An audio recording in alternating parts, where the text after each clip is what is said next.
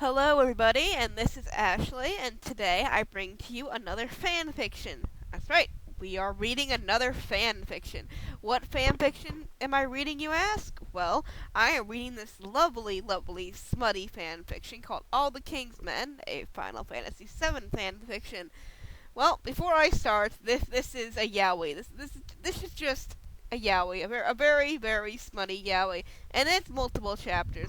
And well, I'm not gonna read it all at one time. It's gonna be broken up into different videos.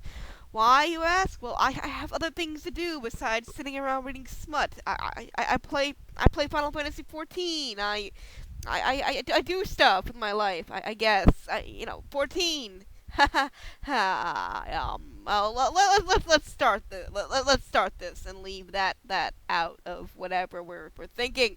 Okay. Well, let's sit back and enjoy me reading you smut. Kadaj grinned wickedly down at the two injured men on the floor, a little disappointed that they were no longer groaning in pain, though it was obvious that they were still hurting. It seemed as though the large man had finally passed out, but the little redhead was still conscious. His breathing labored. The ex-Turk was not mortally wounded. Kadaj had not wanted to kill the pair, but he was definitely boasting a few broken ribs and plenty of bruises. He lay now on his back, fighting hard to stay awake. "Don't touch him," Rufus warned quietly, following Kadaj's Mako gaze. Kadaj only grinned wider, amused by how the blonde had seemingly read his mind. "Mr. President, are you really in a position to be giving me orders? I could easily have killed you, but I never even touched you.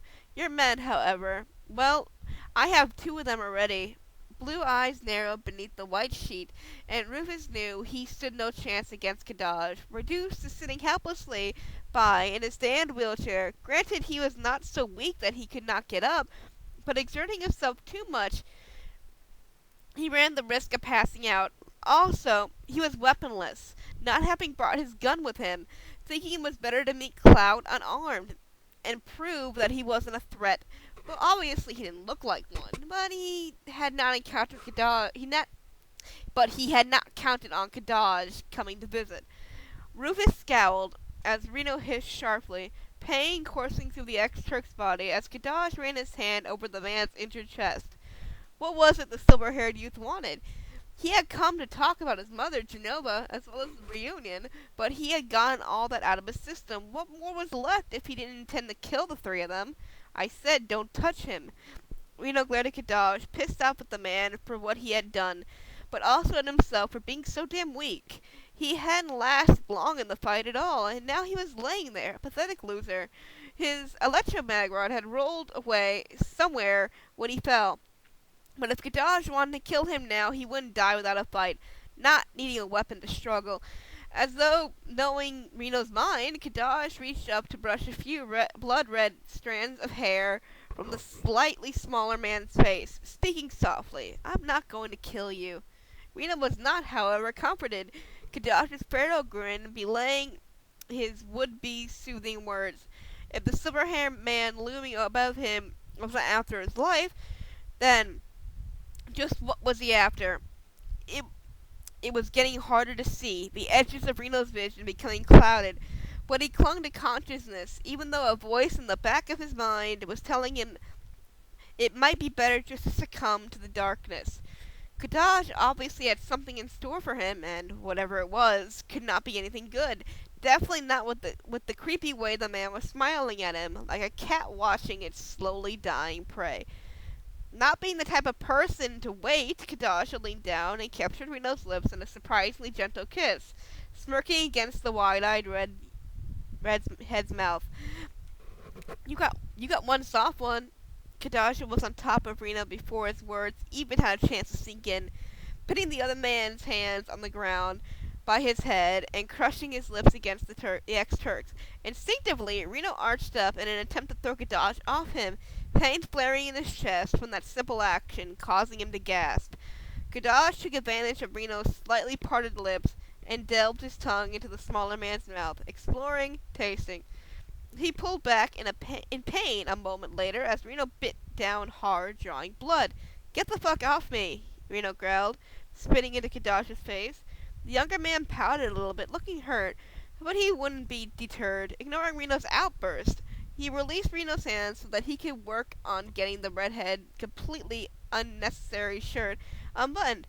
Desperately wishing he had his gun, Reno brought his left hand up to strike Kadaj across the face, smirking as he saw the other's slightly dazed expression. Maybe he did stand a chance. When Kadaj's vision returned to normal, he glared down at Reno and pressed down hard on his unbroken ribs. That quickly suppressed scream, sending a jolt of excitement straight to his groin. "I want to hear more," Kadaj whispered, leaning down close to Reno's face. He resumed unbuttoning Reno's shirt and pulled it open, taking a moment to pull off his own gloves so that he could run a bare hand over the ex-Turk's exposed skin. Reno was still trying to recover from the recent wave of pain, breathing fast, trying to collect himself enough for another attack. When Kadaj straddled him, though he couldn't do much, bringing his legs up to try to throw him off. However, it did nothing except press Kadaj into him more, which saw and felt was pleasing the silver-haired youth. "If you're so impatient, then I'll get right to it," Kadaj said with a smirk, ripping open Reno's pants and jerking them down to his slender hips, taking a moment to pull off the man's shoes before pulling his pants the rest of the way off. Excuse me, I have a cold, so it's kind of difficult to be doing this. Anyway, he quickly tended to his own pants next, grabbing Reno's legs and hoisting over his shoulder, ignoring the kick he received. Yeah, fucking cold. Man, got a cough, but I don't want to cough on the mic. Okay.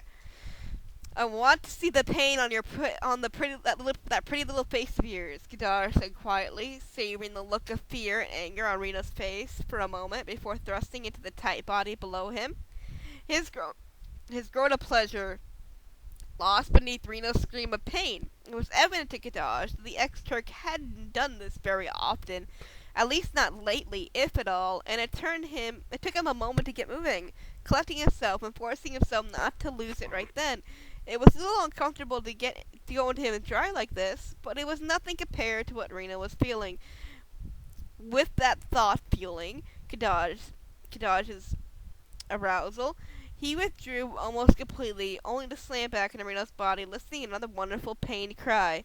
Rufus closed his eyes and attempted to block out the sounds in the room, reminding himself that trying to help and getting killed would not benefit his cause at all. Reno would live. Kadaj didn't seem interested in murdering any of them, but even if the youth was intent to kill the ex-Turk, Rufus would not get involved. It was like a game of chess in a sense. Sacrifices had to be made in order to win. But when did you ever have one of your knights get raped by the enemy's queen? Even after what seemed like an eternity, Kadaj... I completely fucking said that wrong. I'm so sorry. After what seemed like an eternity, Kadaj's sharp cry alerted Rufus that the silver-haired youth had finished. The president risked a glance over at them, afraid at the state Reno would be in, and watched Kadaj withdraw from the redhead's body, sitting up to clean himself off with a handkerchief from his pocket. When he had finished, he stood up, pulled his pants on, and smirked. "That was fun. We should do that again sometime." He collected his gloves from the floor and glanced at Rufus, briefly making eye contact with him, then turned and exited the healing lodge, leaving Reno a trembling, bloody, sticky mess on the floor. Of course, when the redhead was better, he'd surely come after him for revenge, or something stupid like that. Kadaj grinned. He was looking forward to their next meeting. Well, that's the end of chapter 1. That's it. There's no more chapter 1, I guess. Oh my god. Well, thank you for watching. If you like this video, then like it and comment or something, and then please subscribe. I'll be posting the next parts later when I get back from my life, I guess. I don't know. Well, thank you. Bye bye.